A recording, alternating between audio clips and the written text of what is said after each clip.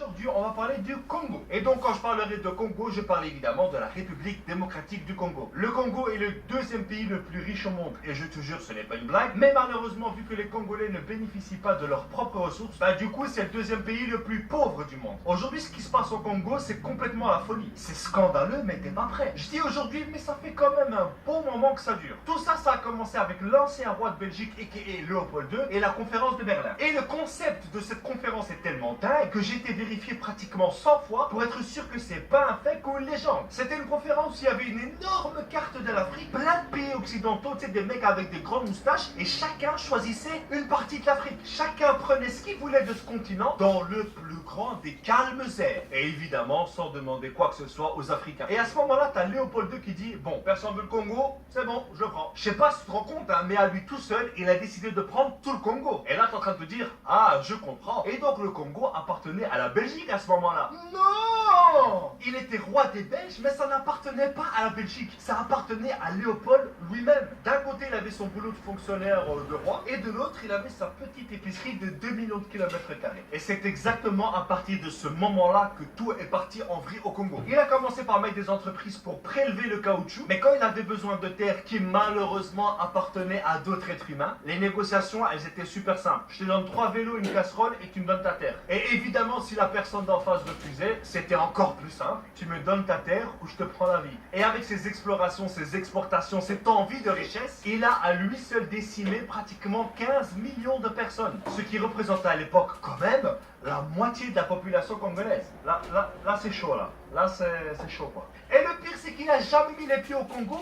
Il faisait tout ça à distance. Évidemment, un jour, t'as les Congolais qui en avaient un peu marre de cette situation et qui ont exigé leur indépendance. Et là, t'as les Occidentaux qui ont dit, ok, ça va, vous pouvez. Du coup, il y a les Congolais qui élisent leur premier ministre, c'est Monsieur Lumumba, et leur premier président, c'est Monsieur Kasavubu. Et là, tu dis, ils ont un premier ministre, ils ont un président, ils l'ont élu, c'est bon, ils sont indépendants. Mais c'est mal connaître l'Occident. Le Congo avait évidemment son armée constituée de Congolais, sauf tous les hauts gradés, caporal, chef, capitaine, ce que tu veux, ils étaient tous belges. Donc pour un Congolais, tu lui dis qu'il est indépendant, mais que son chef s'appelle quand même Eric Van Den Put, mais où est le respect? Du coup, après seulement 3 jours d'indépendance, l'armée se rebelle. Quelques semaines plus tard, la province du Katanga se dit indépendante. Et pour ceux qui ne savent pas, Katanga, c'est juste la province la plus riche du Congo. C'est là où il y a du cuivre, de l'uranium, des diamants, enfin bref, la folie. Et c'est là aussi il y a plein de pays occidentaux qui prélèvent tout ça. À ce moment-là, Lumumba demande l'aide de la Belgique qui lui disent non.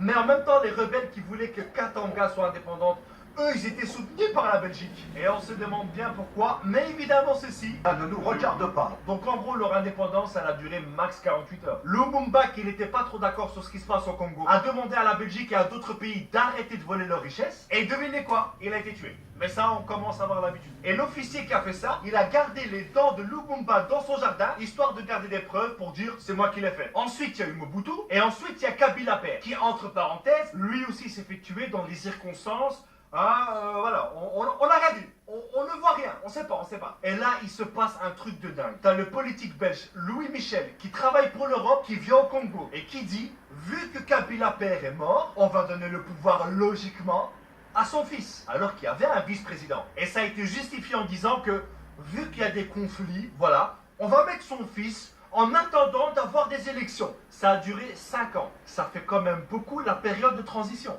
Et aujourd'hui, ça fait 16 ans qu'il est président. Et là, il est en train de vouloir changer la constitution, histoire de rester encore 2-3 siècles. Je sais pas si vous êtes au courant, mais il y a quelques années, il y avait un zoo de Congolais à Bruxelles. Et quand je te dis zoo de Congolais, je te parle pas d'animaux venant du Congo, mais bien d'un zoo humain de Congolais où des familles belges venaient toucher les petits cheveux crépus des petites filles congolaises. Ah, comme c'est mignon! Aujourd'hui, un élément qui fout bien la merde au Congo, c'est le coltan. C'est juste un élément indispensable dans nos smartphones. Ça empêche à notre smartphone de trop chauffer et ça lui empêche d'effacer toutes nos données lorsqu'il s'éteint. Tu comprends maintenant à quel point ce truc est super important. Et pourquoi c'est aussi grave? Eh bien tout simplement parce que ce sont des femmes enceintes, des enfants, des hommes qui sont payés 2 € par jour pour extraire ce précieux minerai. Et il y a des millions de personnes qui meurent à cause de ça. Et tous les fabricants de smartphones, d'ordinateurs, de tablettes utilisent le coltan congolais. Et ce coltan qui pourrait faire vivre tout le Congo est sorti illégalement vers le Rwanda qui le réenterre pour qu'ils puissent dire on est les premiers producteurs de coltan au monde. Quoi?